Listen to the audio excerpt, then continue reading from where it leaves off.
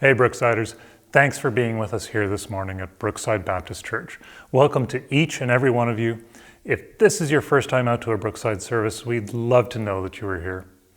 If that's you, if you're newer to Brookside services, hop on over to connect.mybrookside.church and fill in our quick online connection card to let us know that you are here.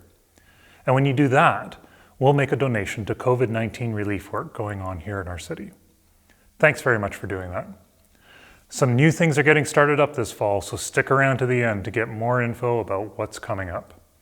But before that, we have some teaching as part of our Something More series. And right now, we're going to get things started off with some worship. Well, good morning and welcome to Brookside Baptist Church. My name's Lucas and I'm the worship director here. And I'm so excited that you've joined us for church online today, whether you're at home watching this with friends or your family, or you're just alone soaking in some church. We're so excited and we want to connect with you in any way we can. Before we get into today, I just want to talk a little bit about these moments throughout Nehemiah. It's this book that we're going through this series, and it's just so cool to see how Nehemiah really relies on God all throughout. There's these touch points where something happens and he goes to the Lord, and something else happens and he goes to God, and he proclaims God's goodness and even his favor and his direction, and he's really letting God lead him. And so today I want to sing a new song for us that really talks about the leadership of God and how God is such a good, just an excellent leader, and how we can follow that. Would you sing with me this morning?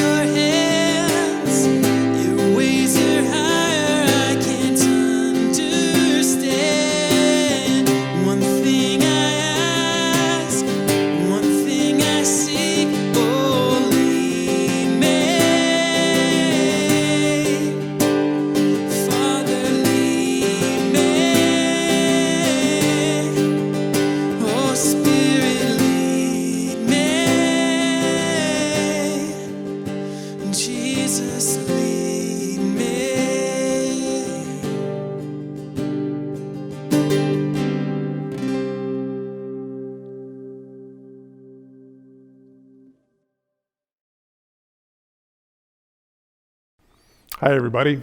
Thanks for tuning in. So glad that you're able to join in with us today as we continue on in a series that we began a couple of weeks back.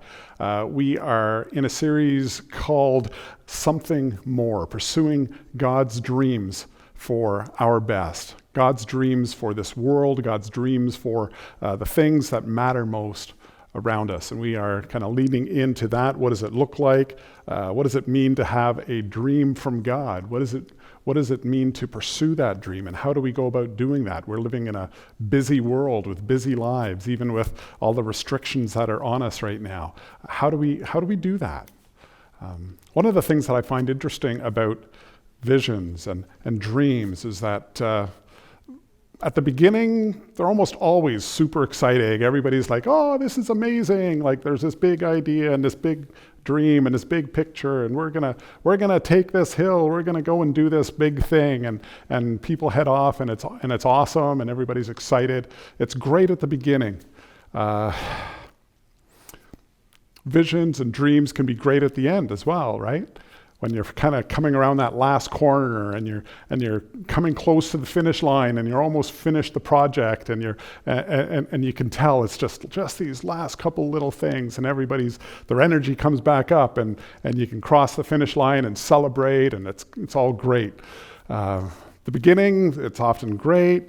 The end, it's often great. It's in the middle that it can really suck. It can be really tough. It could be really difficult in the middle, and it's often in the middle where the wheels come off. It's often in the middle where you go off the rails, where you experience things that you didn't expect that can throw you for a loop. Why do projects fail? It's usually not because of those things that happen, although sometimes there can be kind of project ending barriers. But more often than not, what happens is somewhere along the way, because of the challenges, because of the difficulties, because of the things that we experience that we didn't expect in pursuing this dream, somewhere along the way, we just lose steam. We just kind of give up and we say, you know what? It's not worth it. I'm not going to invest anything more in this. I'm going to just coast along and maybe see if somebody else will do it. And if it goes, then maybe I'll jump in near the end again. Or I'm just gone. I'm walking away. It's done. I'm not in this. It's not enough. There's not enough in it for me to pursue it any further. I remember when I was a kid, one of my first dreams was I was going to be a oceanographer was the word that I used when I was a kid. It's actually a marine biologist. I remember when I was young watching a guy by the name of Jacques Cousteau. For those of you who are as old as I am, as ancient as me, you'll probably remember him. There was an underwater show. They were going and checking out all kinds of cool things, and I thought it was awesome. And I was going to be that. I was thinking in my mind about all the stuff that I'd do in order to get ready for that until, and this was like early teen years, I saw the movie Jaws. And ever since then, that dun dun dun dun dun dun dun, it's like there ain't no way I'm going in the ocean by myself without something covering my back. Like it pretty much ruined my idea of being this marine biologist. You know, it wasn't worth the effort. It wasn't worth the risk, and I just changed tracks. And then later on, I was planning on being a doctor. That's what I was kind of aiming for. This was high school years, and that's what I was working toward. But boy, I started to realize what kind of grades you had to get, and I was working as hard as I could, and my grades were getting close, but it's like, oh man, I don't know if I can pull this off, and there was so much competition. And then when you find out how expensive it is to get in, and how long it takes, and everything else, it's like, oh man, do I really want this? And I wasn't too disappointed when God kind of shifted me into a different direction, into ministry. I don't know if I would have pursued it much further anyway. We've all had dreams. We've all had dreams that we've kind of let slip through our fingers. Sometimes no big loss. Sometimes it was probably a good thing that we didn't keep pursuing that particular dream. Others can be a regret that we live with for the rest of our lives. One of the most important dreams that we can chase after is the dream that God is calling you and me to fulfill. You know, God's created you, He's gifted you, He's primed you perfectly for the mission that He wants you to pursue. Just like He's called us together as a church family, even though we're not together physically right now, we are in spirit, we are in heart. God is calling us together here at Brookside to be His hands, to be His feet, to be His voice in this community and beyond, wherever He allows us to reach into the lives of other people, pursuing the vision of God in this city and beyond. Like that's what God is calling us together to do. And that's tough. That can be challenging. That messes up our calendars. That messes up our programming plans for ourselves. It messes up our finances when we are stretched to the limit and we see this need to invest in the kingdom of heaven. It's like, where am I going to get that money from? Like, all of these things can be challenges that can cause us to say, you know what, maybe I'll just kind of come along for the ride. Maybe I'll just kind of be in there on occasion, not really get too serious about this. And when other things happen, other people do it, it's like, yay, good job for you guys. But that's really all I'm going to do. I'm not really going to pursue this thing myself. It can seem super challenging. So the question that I want us to think about this morning, or this afternoon, depending on what time of day it is. It could be middle of the night while you're watching this. I don't know. But how do you stick with the dreams of God? The dreams that God is calling us to, the mission that He's calling us to, the vision that He's presenting us with. How do we do that? How do we keep going? How do we stick with it when we feel like giving up? Like we feel like quitting, throwing in the towel, calling it quits. We're going to jump into the story of a guy by the name of Nehemiah, lived a long, long time ago in the Middle East. He was a public servant for the king of Babylon. And God called him. God spoke into his life, gave him this passion, this heart, this mission to see the city of Jerusalem restored, to see that not only the temple rebuilt, but the walls around it rebuilt. God had actually promised this years earlier, before this guy Nehemiah was alive. God had sent His people into exile because their lives were just so messed up and they were so bent on evil. And God said, like, you guys, I'm sending you off into exile for a while, but I'm going to call you back. 70 years later, you're going to be coming back. And God was starting to do that. God was moving in the hearts of people to make that happen. Nehemiah was one of them. He goes back to the city of Jerusalem. And when he sees it, he's heartbroken. He's like, there's a mess everywhere. And he calls the people together and says, look, guys, this is a mess. It's a disgrace. It's, the God of heaven is being laughed at because you represent Him, and this is the pile of rubble that you're living in. And not only that, but you're not safe. People could come in any time and wipe you out. Like, it's bad. And the people were like, yeah, you're right. And they kind of jumped in on this project to rebuild the walls. And that's what Nehemiah was doing. He was like casting this vision. Let's rebuild the walls. Let's restore the reputation of God. And let's restore our safety and our own peace of mind and our own pride in being a people of God living in God's city. And so they did that. And we're told in Nehemiah chapter 4, verse 6, which is kind of where we're going to jump in at this point, we're told this. At that time, the wall was completed to half its height around the entire city, for the people had worked with enthusiasm.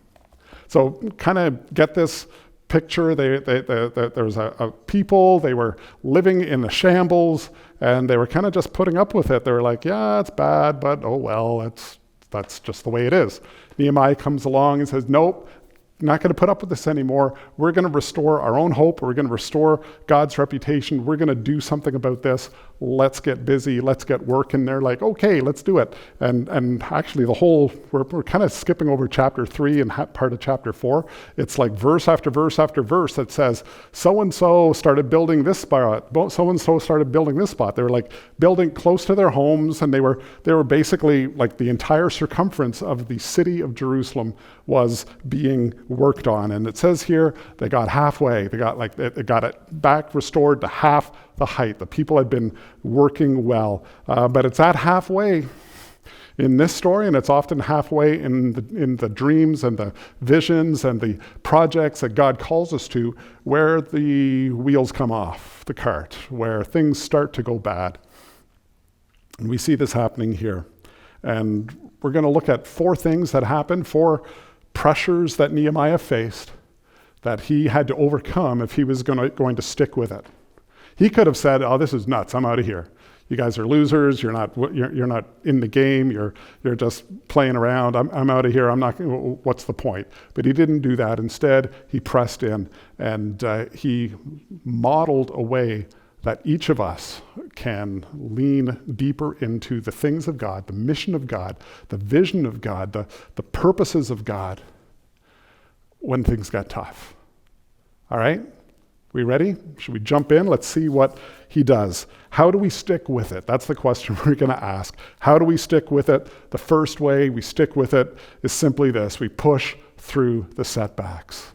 We push through the setbacks. We expect them. We understand they're going to come. It's not going to be a nice, simple, easy road. There's going to be ups and downs. There's going to be challenges. There's going to be disappointments. There's going to be delays. There's all kinds of things that can happen. We got to be ready for them, and we need to push through them. That's what we find Nehemiah doing. In verse 7, it says, kind of carrying on there, it says, "But when their enemies heard that the work was going ahead and that the gaps in the wall of Jerusalem were being repaired, they were furious.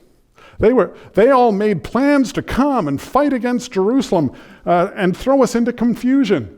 So what was going on here? The Nehemiah and the people in the city at this time, they had like literal enemies, literal armies of people that were coming in to invade. They were coming in to attack them with literal weapons. Like this wasn't just using kind of extended language. They were actually getting ready to attack them. And Nehemiah and the people of Israel started to hear the rumors that this is what's going on. Like, we built the walls halfway.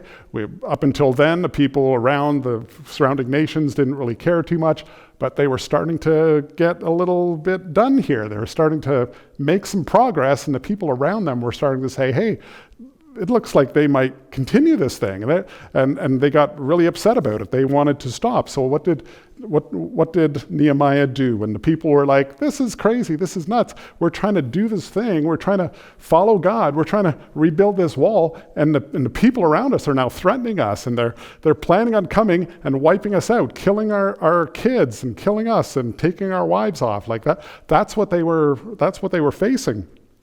And what did Nehemiah say? Verse 9, Nehemiah's response was this. He said, "But we prayed to our God, and we guarded the city day and night to protect ourselves."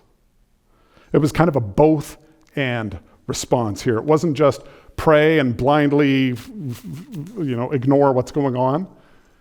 And it wasn't, grab the shields and swords and bows and arrows and just going on the attack. It was, we're going to pray to God. We're going to trust God in the middle of this.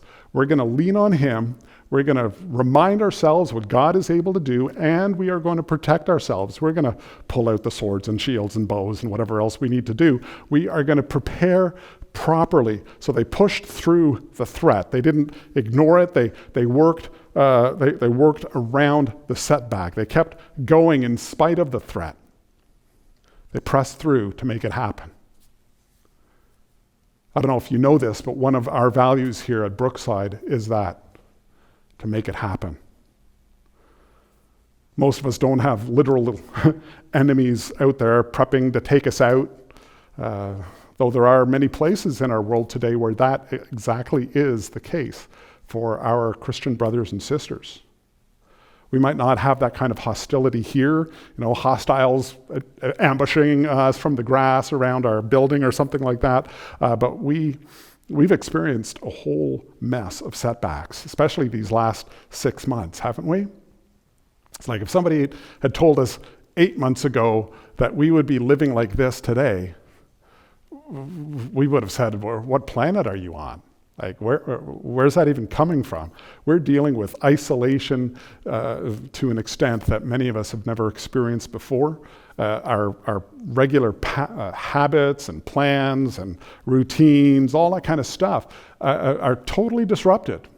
Like so many things that used to be just regular part of our day, whether it was a Sunday morning or whether it was a Monday morning or whether it was a Saturday afternoon, whatever it was, like heading out for dinner, like all of these things, the major disruption, major change in the way we do things. So many things like that are facing us right now. Financial stresses that for some of us, we're not sure where we're going to get the resources we need to cover the costs and expenses of life right now. There's so much uncertainty. Like, is this going to last another month? Is this going to last 3 months, another year? What is all that kind of stuff? But you know what? We're not going to let that stop us. We're not letting that stop us here at Brookside. We're not giving up. You know, the mission of Jesus Christ is way too valuable. The cause of Jesus Christ is just way too critical for us to say, oh, too difficult right now. I didn't expect any of this. This is too hard. I'm just going to go pack up my bag and hide in the corner. We're not doing that. So we're adjusting. We're pushing through the setbacks. We're sticking with it. And in some ways, we're actually developing in ways that are faster and better than it would have been without. We're finding ways that are not dependent on us being in a building gathered in the same room at the same time anymore. That's not something that we can do. And we're realizing, you know what? That's not the mission anyway. The mission isn't to get a certain number of people or more people into a building and expose them at the same time in a room. Like that's not the mission. The mission is to help as many people as possible become fully engaged followers of Jesus Christ. That's what we're working on. That's what's happening more and more online these days, and we're okay with that. It's like, great, this is a great opportunity for us to expand our presence and our footprint and bring the message of Jesus Christ to even more people. We're going to come out of this stronger and more effective than ever for the cause of Jesus Christ than we were going into this thing. Why? Because we're pushing through the setbacks. How do we stick with it? Push through the setbacks, number one. Second thing, how do you stick with it? Overcome cynicism. Overcome cynicism. What's cynicism? Cynicism is that negative, nagging attitude or narrative that says, it's never going to work. Give up. This is stupid. You're wasting your time. You shouldn't be even doing this. And we find cynicism was a big problem that Nehemiah faced. And I want to kind of highlight a little bit of it as we look at this. Nehemiah chapter 4, verse 10, it says this, "Then the people of Judah began to complain. They began to complain. The workers are getting tired and there's so much rubble to be moved. We will never be able to build this wall by ourselves. We can't do it. Project's too big. It's too much. It's too hard. There's too much stuff to move. We can't do it." Meanwhile, our enemies are saying, before they know what's happening, we're going to swoop down on them and kill them and end their work, and that'll be the end of them. And the Jews who were living near the enemy, they came and told us again and again and again and again, they're going to come from all directions and attack us. Have a nice day. Right? Like the idea here is that this was kind of this constant drone of, this is impossible. We can't do this. We never should have tried. What were we thinking to take on a project like this? We were so dumb. We got to stop it. It's impossible. And there's just way too much opposition where everybody's against us. Everybody's like, we're trying to build our sandcastle on the beach and the bullies keep coming and stomping on our sandcastle and wiping it out, and then the waves come and crash and it's gone. Let's throw in the towel. Let's go back. Let's forget it. Let's just kind of, be satisfied with what was. They were spreading a narrative that sucks the life out of vision. It just, in no time, like vision can go right down the drain when we listen to that kind of cynicism. It's kind of like the coronavirus that's spreading right now. If we do nothing about it, if we leave it unchecked, if we pretend it's not there, it'll just infect everybody. It's just going. Cynicism, in this case, it was rank and it was spreading. So what did they do? What did they do about it? How did they starve the cynicism? How did they kind of take the fuel away from the fire? Let's listen in. Verse 13 says, and this is Nehemiah talking again. He says, "So I placed armed guards behind the lowest parts of the wall in the exposed areas. I stationed the people to stand guard by families armed with swords and spears and bows. And then I looked over the situation and I called together the nobles and the rest of the people and said to them, 'Don't be afraid. Don't be afraid of the enemy. Remember the Lord. Remember the Lord who is great and glorious, and fight for your brothers and your sons and your daughters and your wives and your homes.'"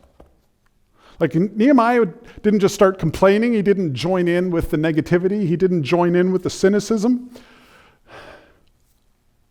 He didn't sweep it under the rug and try to pretend everything's fine. He didn't candy coat anything that was going on, but he did something about it. He began to change the narrative. He began to change the storyline. The storyline was no longer just this is impossible and we're going to get wiped out. The storyline was becoming there's a God in heaven who we can trust, who has called us to this, and we're going to set guards around us to protect ourselves. We've got a God in heaven who's looking after us, and we've got one another who's looking after us as well. We are in good hands. He was changing the narrative. He was giving them a reason to turn around. Even those that were his hardest cynics had the opportunity here to reframe the conversation in their head. They had this opportunity to say, you know what? I don't have to be negative about this anymore. Sure, it's hard. Sure, it's tough. Sure, there's risks. But remember who we are following. Remember what he can do. Remember how great he is. And remember, we've got each other. We've got each other's backs. We can do this. How do you stick with it? You push through setbacks and you overcome cynicism. And the third thing you do is you pull together. You pull together. We talk a lot about pulling together. That's actually one of our other values here. We've got 5. That's one of the other ones. We pull together. We align ourselves around the gospel, around the mission of God, and we work together in harmony to do that mission together. When the wheels come off, most of us experience this urge. This urge to kind of pull away from others, to pull away and kind of protect ourselves, to every man for himself kind of thing. There's this cocooning that takes place. We kind of insulate ourselves. I remember the hoarding that was taking place at the beginning of the pandemic, and there's talk about, is that going to happen again as the second wave comes in? There's this like every man for himself, run and hide and gather together everything we can, and then just kind of hide ourselves away from the rest of the world. The call of Jesus is in the opposite direction. The call of Jesus is a call to swim upstream. It's a call into community, even at times like this, especially at times like this. It's a call to kind of break out of our cocoons, to link arms, and to go shoulder to face the challenge. That's what we're called to do. Like I said earlier, it's easy to jump in on a dream, on a vision when at the beginning, when it's nice and clear and haven't hit any road bumps yet. And it's easy at the finish line when everybody's cheering and there's all kinds of celebration going on because the project's almost done. But it's in the middle. It's in the middle when you can't see the beginning, when you can't see the end, when you don't know what's around the next corner, or you've been around too many corners already and found roadblocks and pain and challenges that you never thought you would ever experience. That's when it's hard. That's when it's frustrating. That's when it's depressing. That's when we need each other the most. See, I need you, and you need me, and you need each other. We need one another. We need one another to help one another stay on the track, to stay on the journey, to keep our heads and our hearts in the game. We need to pull together. See, Nehemiah understood that. So when something came up that threatened to break the people apart, that threatened to cause division and separation and everything else, he acted immediately. Listen to this, beginning of chapter 5, verse 1, it says this, "About this time, some men and their wives raised a cry of protest against their fellow Jews. They were saying, 'We have such large families. We need more food to survive.'" They were having trouble doing all this work and looking after their family. They were having trouble putting food on the table. Like, that's serious. Others said, "We have mortgaged our fields and vineyards and homes to get food during this famine." Others have said, We've had to borrow money on our fields and vineyards to pay our taxes. We belong to the same family as those who are wealthy, and our children are just like theirs, yet we must sell our children into slavery just to get enough money to live. We've already sold some of our daughters, and we're helpless to do anything about it. Imagine our fields and our vineyards are already mortgaged to others. Can you imagine living through that kind of hardship? And on top of it, being exploited by those who are supposed to be supporting you, the rich getting richer off of the hardships of the poor, taking advantage of the crisis to kind of fatten their own wallets or their own bank accounts. It was horrible. Nehemiah, when he discovered what was going on, he acted quick. Listen to what had happened. It says, "When I heard their complaints, I was very angry. And after thinking it over, I spoke out against these nobles and officials, and I told them, 'You're hurting your own relatives by charging interest when they borrow money.' And I called a public meeting to deal with the problem. 'You must restore their fields, their vineyards, their olive groves, their homes. Restore them back to them this very day, and repay the interest you charged when you lent them money, grain, new wine, and olive oil.' And they actually replied, 'We will give back everything and demand nothing more from the people. We will do as you say.'" That's pretty impressive. Like they realized, and Nehemiah reminded them, "Hey, we're in the same family here. We treat one another like family. We're on the same team. We're all working for the good of all, not just for personal gain here. You know, that may be the way of the world, but that's not the way it is with us. We're not going to do that. Out in the world, they're every man for themselves. They're out getting whatever they can. In here, we're here for one another. We support one another. We build one another up. That's what we do. That's who we are."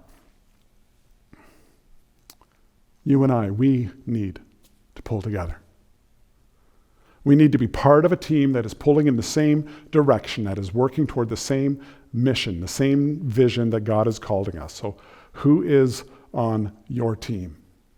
Who's that team for you? You need to have somebody. You need to have a team, somebody who's watching your back, somebody who's ready to catch you when you fall, somebody that you can catch when they start to fall. That is critical to us persisting in the work of God, sticking with it. How do we do it? We push through the setbacks, we overcome cynicism, and we pull together, and the last thing we do is we set an example. We become the example. So we need to be the example for others. Nehemiah didn't wait for somebody else to go, "Hey, here's what it all ought to look like." He just did it. He gave a model worth following. Listen to this. This is verse 15 in chapter 5. It says, "The former governors, they laid heavy burdens on the people, demanding a daily ration of food and wine, besides 40 pieces of silver. Each of their assistants took advantage of the people, but because I feared the Lord, because I feared God, I did not act that way. I also devoted myself to working on the wall and refused to acquire any land." Here he was, the governor of the territory, and he was out there slugging away with the bricks and the mortar and doing the labor. He wasn't taking advantage of anybody. He was actually blessing others, serving them, providing for their needs in ways that most others around him would never do. Nehemiah didn't wait for an example. He said, "I'm going to be an example. I'm going to be an example worth following." You know, some of us may be kind of sitting around waiting for somebody to step up and be a great example for us to follow. And it's like, oh, if only there was somebody who would do that, maybe we'd step in. And the problem there is, it could be you that God is calling on to be that example. Like what if God is calling you to be that example in your family, to be that example with your friends, to be that example with the people that you rub shoulders with, whether it's on a ministry team or in your life group or wherever it is. I want to encourage you, stop waiting for an example. Just be the example. And if all of us had that attitude, man, imagine what that would accomplish. Let's be the example for one another. How do we play the long game? How do we stick with the dreams of God even when they get tough, even when they get challenging, even when we want to throw in the towel and say, forget this? Push through trouble. Overcome cynicism. Pull together. Be the example. Simple, challenging truths. If we would adopt these principles, they will keep us going in the way that God is calling us to go. One of the stories that often comes to my mind when I think about what it's like to pursue the things of God and to lean into these things is a story that most people is probably familiar with to some level, although they may not know it as well as they think. And that is about a guy back in the 1500s named Cortez, who was instrumental in seeing the New World opened up for the Spanish.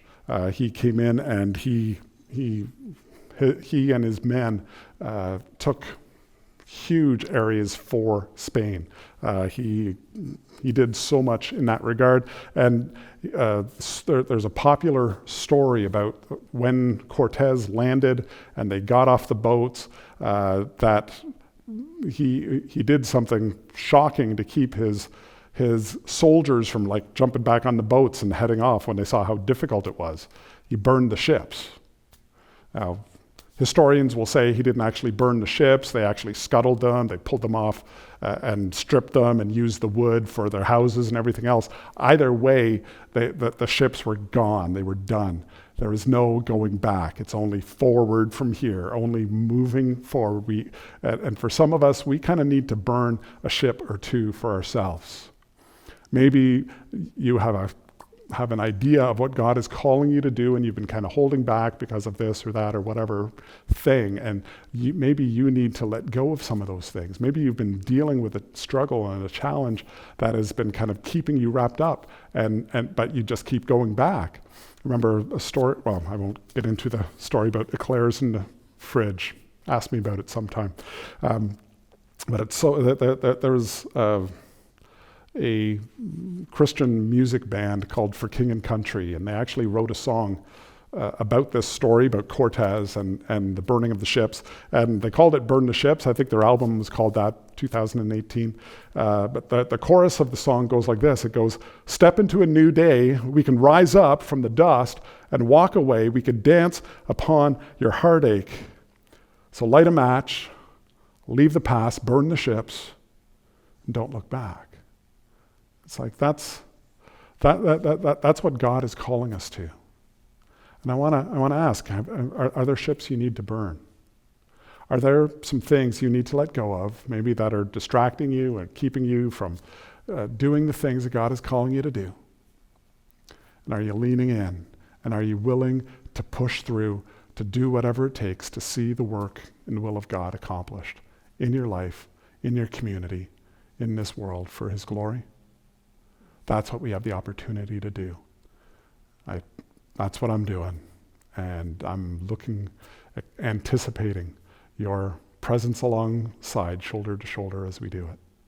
Let's pray. Father, we thank you for just the reminder today of how you work, and how even though you don't kind of just dust away all the problems, you don't smooth the road in front of us, you are with us even when we face challenges, even when we face setbacks, even when we face things that seem like they are totally dead ends. You can turn a dead end into a new way. You can open up paths through the sea. You can open up streams in the desert. You can do anything you want to do. And as we follow you, we can have confidence that you will find a way for us. So God, we want to be that kind of people. We want to be that kind of individuals that will follow you regardless. Even when it gets tough, we will lean in. We will pull together. We will challenge and overturn cynicism. And we will see you glorified in this place, and more people and more people and more people coming to know Jesus Christ personally and bringing you glory through it. In Jesus' name we pray. Amen.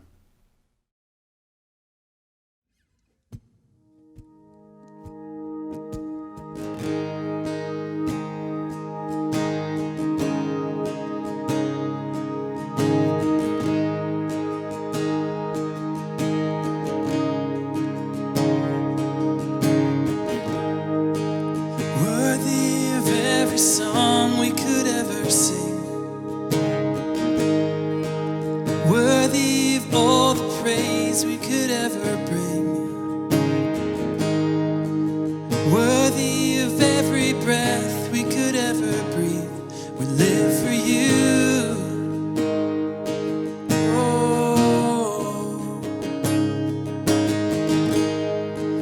Jesus, the name above every other name. Jesus, the only one who could ever save. You're worthy of all the praise we could ever bring. We live for you. Oh, we live for you. And holy, there is no one like you. There is none beside you. Open up my eyes in wonder and show me who you are, and fill me with your heart and lead me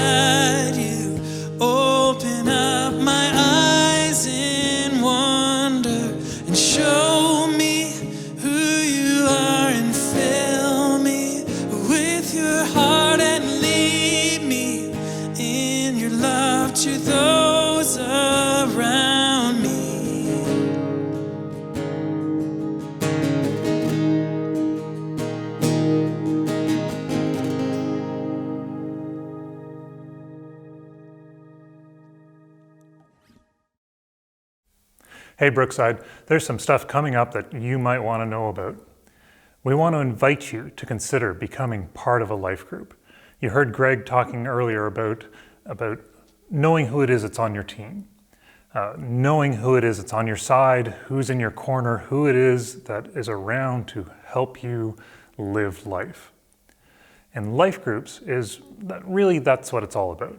A life group is basically, it's a group of people that have come together to say, we want to consistently and intentionally grow in our relationships with each other and in our connection to God.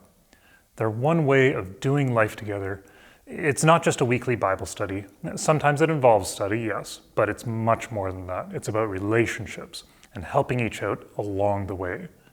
We know it can be hard to develop significant relationships without being specifically intentional about it, and life groups is one way to do that. So if you want to take advantage of that opportunity, if you want to know who it is that is on your team, this is a great time to let us know about that. You can find out more info about life groups by letting us know that you're interested at mybrookside.church/lifegroups. Plan on filling in that form today, and we'll be in touch soon. Various things are getting up and running this fall season. On Tuesday morning at 11 a.m., we've got our online prayer gathering happening, and you are welcome to join in on that through Zoom.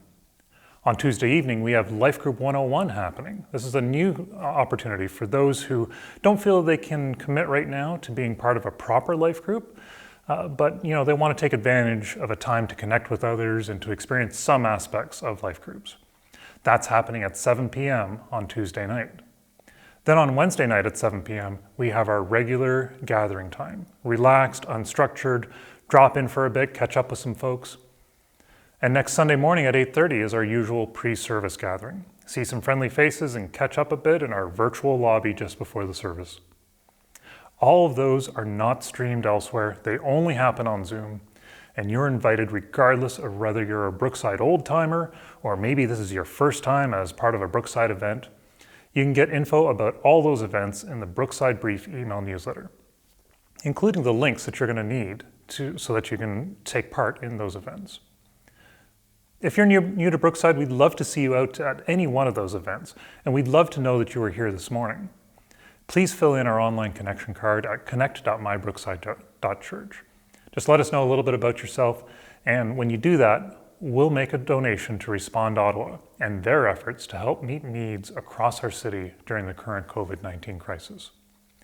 So connect with us and help with crisis response in our city at the same time. You can do that at connect.mybrookside.church.